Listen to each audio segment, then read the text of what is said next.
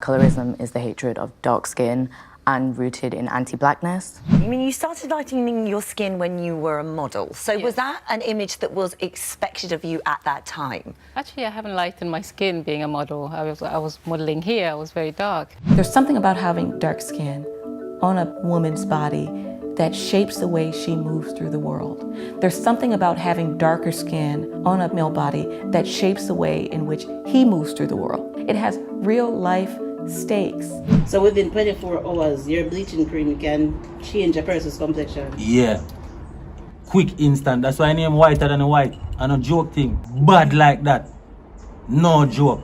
I'm not even a laugh. Baddest cream. Whiter than a white. Why do it? Well, why tanning? Why dyeing your hair? The question is there. The answer would never be found. It's a free world, you know. Obviously, the framing in the West has been far too damaging to the African mind. The early years of advertising in America had such racist adverts that would imagine selling soap by pretending it can take away the black skin, essentially wipe out the melanin. And what is that saying to the world? A suggestion that if you're dark, if you're of African origin, you're either dirty, unwanted, undesirable. A terrible message. And little wonder then that even young kids today are growing up with that mentality, growing up into teenage, into adulthood, and getting into the dangerous area of bleaching their skin so that they can fit in society. A framing that has been designed by the Western media to suggest that anything that is of African origin, any shade of black, any shade of brown, cannot be welcome at the table of opportunity, of development, of humanity above all. And that is to deny human dignity. It's the 21st century. The world can do better than that. The world can do better than that. And we certainly should not fall prey to some of these antics. Freedom of choice, granted. But what is the cost? What is the cost to your health? What is the cost to the mental health? What is it saying to me? What is it saying to you? Hello and welcome to Afrocentric. It's getting very Afrocentric, as you can see. If you are feeling this vibe, if you can relate to this kind of content, please like, subscribe, and share. Now let's take a journey into the skin bleaching tragedy, the skin bleaching pandemic across most of brown and African communities across the world. Skin whitening products. Skin whiteners are a big business. More than $400 million worth of skin whitening products is sold each year in India alone. According to the World Health Organization, a staggering 77% of Nigerian women use bleaching agents, the highest percentage worldwide. These statistics are for women, but trust me, a lot of men are bleaching as well. Skin lightening market in Asia Pacific alone is valued at over $13 billion. In 2015, the skin whitening industry was worth about $10 billion worldwide. And by 2024, it is expected to more than triple to $31.2 billion. This patient over here is a patient who you can tell was using hydroquinone for a very, very long time. How do we know that? They're starting to have the complications of the ochronosis. It's a back and forth. Back and forth. Anyone who bleaches their skin will have hyperpigmentation when they stop bleaching their skin. So now they have to go through the whole bleaching thing again in order to try and even out their skin tone. And they don't have the patience for that stuff to happen, you know, long term. They want it to happen now, so they keep going back. That's why they can't stop. Now let's take a journey into conversations with media outlets that have carried this story. ITV, Channel 4, the 77%, and a lot more. Let's hear what they have to say during the engagement. Let's interrogate that and have a candid debate on whether skin bleaching really has a place in society. What are some of the forces driving the whole concept of skin bleaching? A lot a lot to unpack. Take a look. Actually, I haven't lightened my skin being a model. I was modeling here, I was very dark. Why change it? It's a free world, we're not harming anyone. I think it's evident that it's not just that individuals have the right to make a choice. We are free to do that.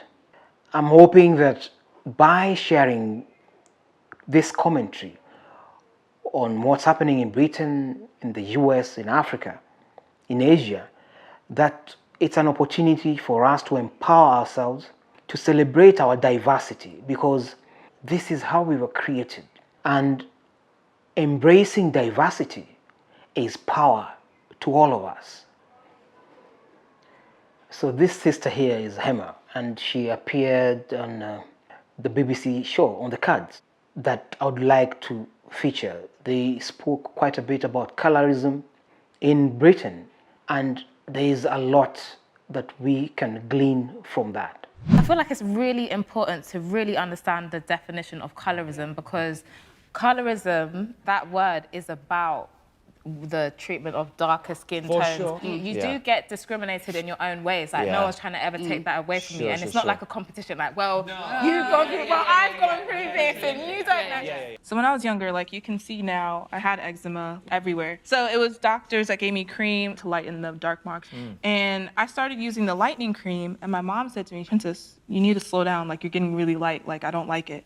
And my mom's a light-skinned Nigerian woman. So when she said that, I was like, ooh, hit the money. I'm like, I don't need to get bleaching cream, I'll just keep using this. I was using it everywhere. I'm like, I'll finally look like my mom, I'll look like the girls at school. And then I ran out. But then my doctor, we went back to her to get the cream, and she was like, I don't want you using that anymore. Like, you look a completely different shade.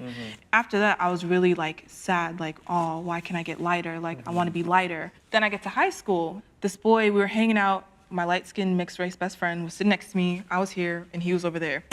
And he was like, Princess, you know, if you were white, you'd be one of the hottest girls in school. And I was like, what? I was angry, but I was also like, wow. He like validated my insecurities. And it was like, I can't believe that people find me attractive or find me interesting, but I'm not the right shade. Then I was like, let me give bleaching one more last try. And my mom came to me, she's like, Princess, you better not touch that cream. You don't need it, like your skin is beautiful, like why are you trying to change it?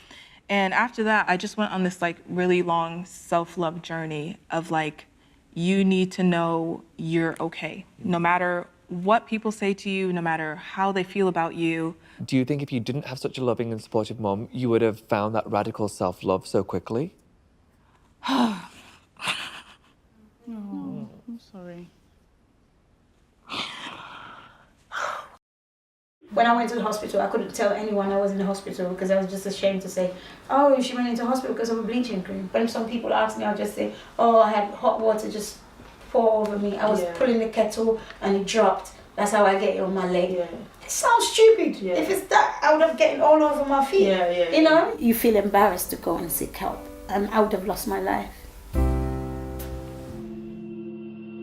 I think it's an issue of access. The more available a certain process is, the more people are going to be curious about it. What they do is they create more legitimacy for the practice, but at no point do we step back and say, well, why is this necessary to begin with? Some of the products that lighten skin shouldn't be sold in the UK. What? I didn't know that. Are you serious? The chemicals in this are illegal. But it's very easy to buy them. So how are they allowed to sell it? Good question. These products continue to sell because it appears that policing is one big challenge. Products are sold online. You can't totally control that. And sometimes those who are engaging in selling, even just under brick and mortar, they are arrested, they're soon back out in the streets, they're restocking and selling. So clearly it's a case of making money at whatever cost.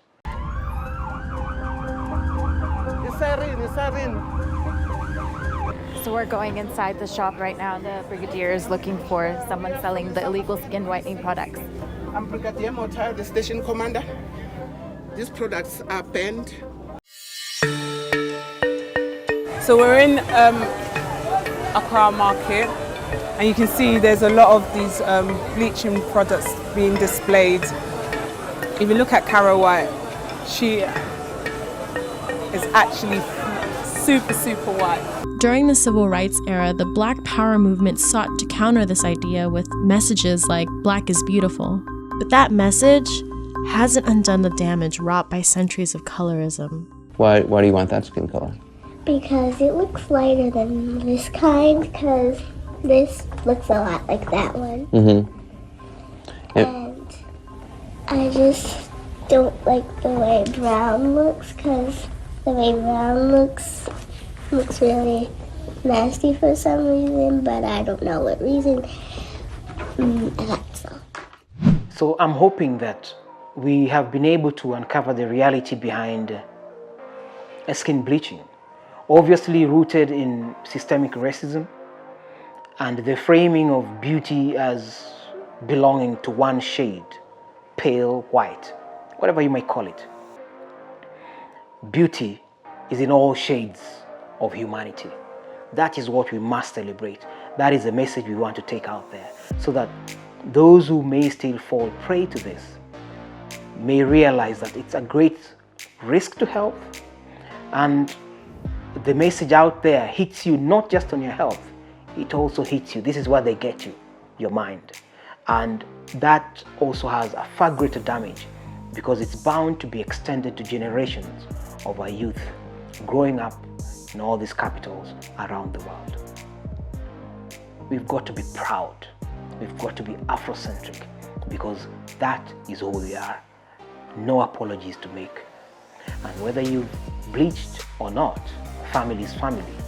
Black is beautiful, brown is beautiful, chocolate is beautiful.